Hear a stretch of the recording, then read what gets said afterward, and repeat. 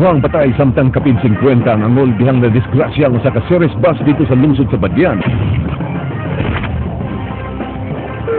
Usa ka lalaki niambak sa second bridge sa Mactan, nagdumili sa pagkuyog sa buot muluwas kaniya. Katunga lang sa gisaad nga financial assistance alang sa mga senior citizens ihatag sa City Hall samtang Christmas bonus sa mga empleyado wapay klaro. 24 billion pesos ang gikinahanglan alang sa rehabilitation sa amihan ng Sugbo na nagubat sa bagyo.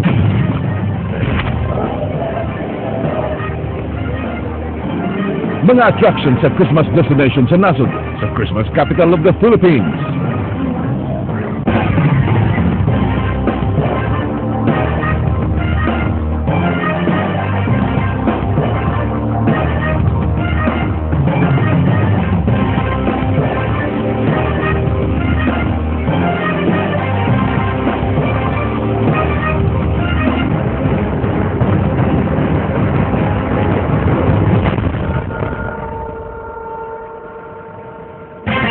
Mayo nga pong Sugbo, Kabisayan ug sa uban pang mga dapit nga maabot ning atong turmanon.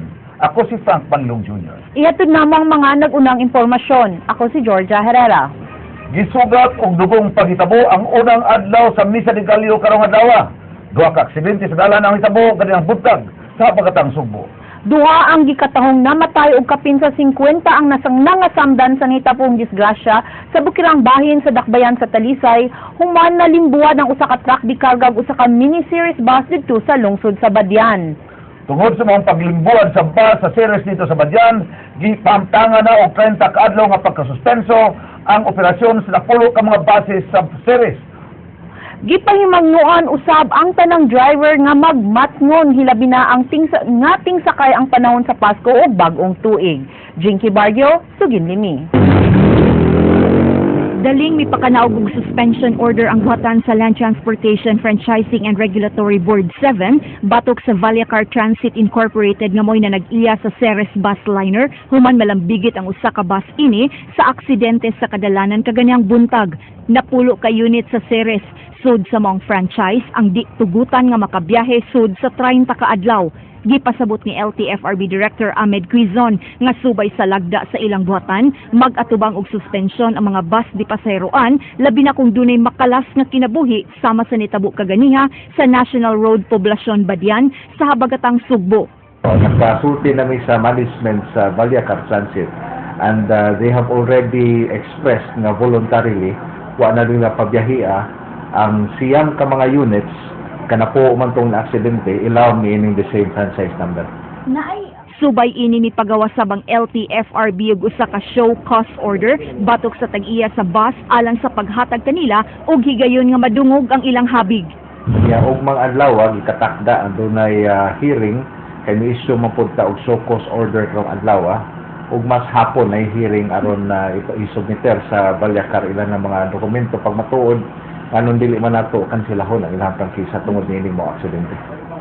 Nunot sa hitabo nanawagan ng LTFRB sa mga bus drivers nga magmatngon og likayan ang disgrasya hilabi na nga daghang pasahero ang bot pauli sa ilang lugar karong Pasko ug bag-ong tuig. Ayaw yung taon mo pakapoy pag-ayo basin og nang hiyawat mo nga makakwarta mo og dako pinaagi sa pagsigig trabaho wad-wad bisan og lapas nas 8 oras. Ayaw taon na inyong buhata kay wa mo'y pahuway kuyaw ka kinabuhi sa mga tao nga nag-agad din haragid sa inyong kamot nga mo'y maniho.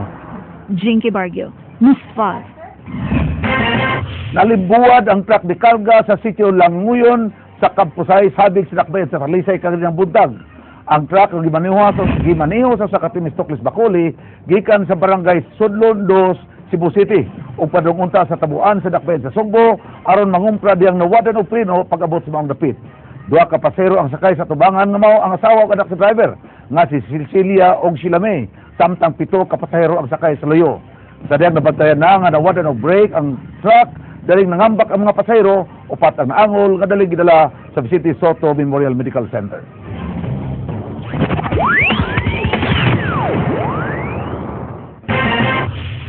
Hapit mo sa nakatuig gawa magamit ang buhatan sa gobernador sa lalawigan sa Sugbo human sa mga panghitabo sa mayaging tuig. Wa dayon makabalhin si Governor Gigi Davide tungod sa mga gibuhat nga renovation sa mga buhatan. King Perez, Suginlimi. Musumad na karong Miyerkules dihang nagpabilin sud sa Governor's Office si kanhi Gobernador Gwen Garcia human luwati og suspension order. Mihawa ang gobernadora sa maong buhatan Enero 30 ning tuiga ug wala na magamit ang buhatan sukad sa paggawas niini. Karong adlaw officially misud si gobernador sa iyahang bag-ong opisina. Kumandulan sa katuig nga wa nagamit kining opisina sa gobernador diri sa Kapitolyo, hingpit na nga mibalhin si Governor Junjun Davide karong adlaw sa girenovate nga buhatan. Ug sa tumasayran, simple lang kini ang buhatan, pipila lang kakabtangan na nga makita kay matud pa kuno sa gobernador nga gusto niini nga minimalist ang concept sa iyang opisina. Dunay tulo ka bahin ang buhatan sa gobernador, ang staff area, conference room ug ang mismong buhatan sa gobernador. Mipatigbabaw ang pastel ug brown color sa buhatan samtang pipila ka mga chandeliers ang midugang sa kahayag sa buhatan. Giingong dakong hinungdan sa kasimple sa buhatan mao nga lalaki ang gobernador. Wa sab kini planong magbutang og kaugalingong hulagway. Konsepto sa gobernador nga mahimong transparent ang buhatan mao nga ang iyang pultahan usa naka glass door. Big glass door. So makita sa sulod. Kita mo na diya sa gawas. Ano na iyang gusto nga mahitabo, nga makita gud siya. So everybody will see him working. Since sa iyang kaistorya, that's part of his trust nga transparent ang tanang transaction sa isa. King Perez, News 5. Wala. Gibana-banang mukabot og 24 billion pesos ang gikinahanglan nga rehabilitation budget sa amihanang bahin sa lalawigan sa Cebu nga naguba sa Baguio. Kini ang kwentada sa mga ahensya sa kagamhanan nga gitapok sa Kapitolyo alang sa pagmugna sa Rehabilitation and Recovery Program. King Perez, Suginlimi. Giaprubahan sa Provincial Development Council ang ilang gibana-bana ang kantidad alang sa Provincial Rehabilitation and Recovery Program. Matod ni Provincial Information Officer Ethel Natera, ang kantidad mao ang gamiton alang sa pagpatuman sa programa sulod sa unong kabuan ngadto sa usa ka tuig. Mikabat og 24 bilyones pesos ang kwentada sa pundok nga gilangkuban sa mga nagkalain-laing mga ahensya sa gobyerno ug sa pribadong sektor nga gitigom ni Governor Junjun Davide. Ang intercluster meeting kon Task Force Pagligon mipahigayon og workshop alang sa paghimo og plano sa pagrehabilitate sa mga lugar nga naguba sa bagyo. 92% sa rehabilitation budget gigahin alang sa shelter and resettlement nga gibana-bana nga mo kantidad og kapin 22 bilyones pesos. Samtang labing gamay ang gigahin alang sa health facilities nga naalang sa 20 milyones pesos.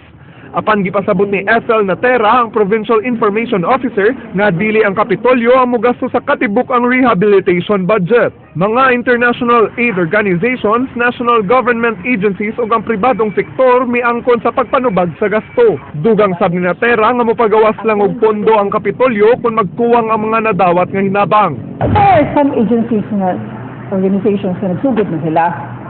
Wala man mo prevent sa mga organizations na ayaw mo pagsugod unless na doon na may budget, no? Gani, kuwangon ra ang provincial budget alang sa sunod tuig kung gamiton kini sa pag-rehabilitate sa amihan ng Sugbo. Ilang gisabmit ang ilang nahimo nga rehabilitation budget ngadto kang rehabilitation sa Pansilo Lacson sa panghinaot nga magahinan sa bang Sugbo ug pondo. Ini sa siyang budget, amo ni siyang gipresent na, ipadala ng mga communication to the Rehab Star sa Malacanang, which is former Senator Lacson. So, amo na siyang gipadala sa iya ha, he sent a message to the governor last week, even before itong workshop diri, na gusto siya makahibalo o kung sa'y dibuhat diri sa Cebu. Very limited na sa itong kwarta. King Perez, News 5.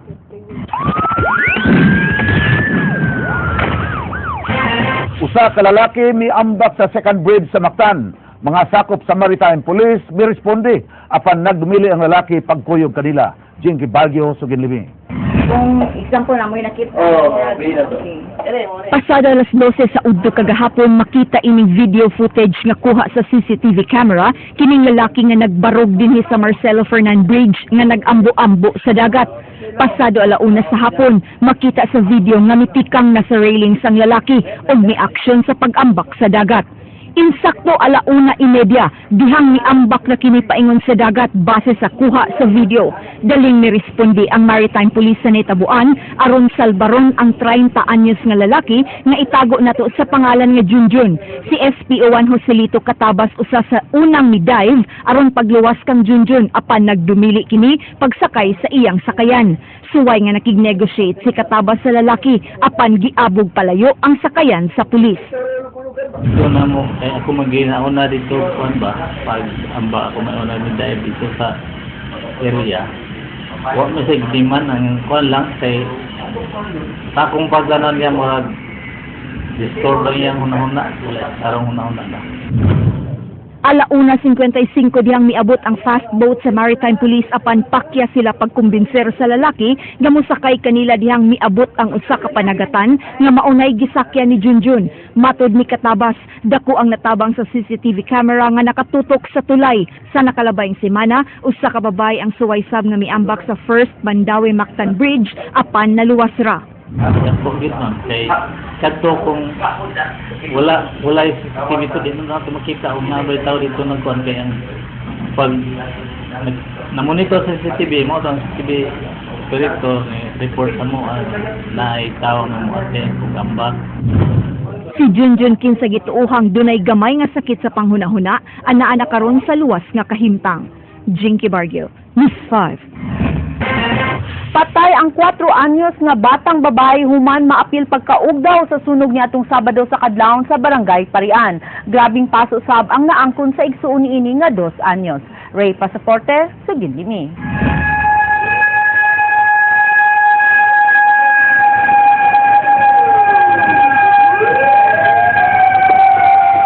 Niabot sa tren palangan ug nakontrolar paglabay sa 15 minutos human na dawat ang alarma pasado alas 4 sa kadlawon niadtong Sabado ang sunog nga miulbo sa Dang Bonifacio sa Barangay Parian.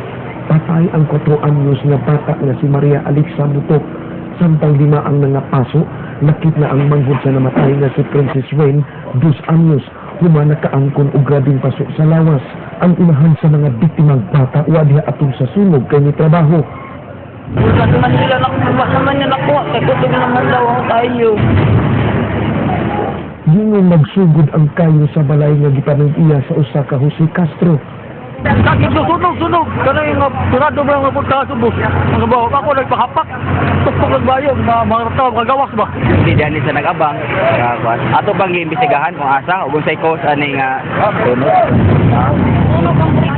Andan niyo sa sunog mukabat sa 400,000 pesos. Kini ang ikatulong sunog na miigro sa miaging simana sa Dakbayan sa Subo. Ray Pasaporte, News 5.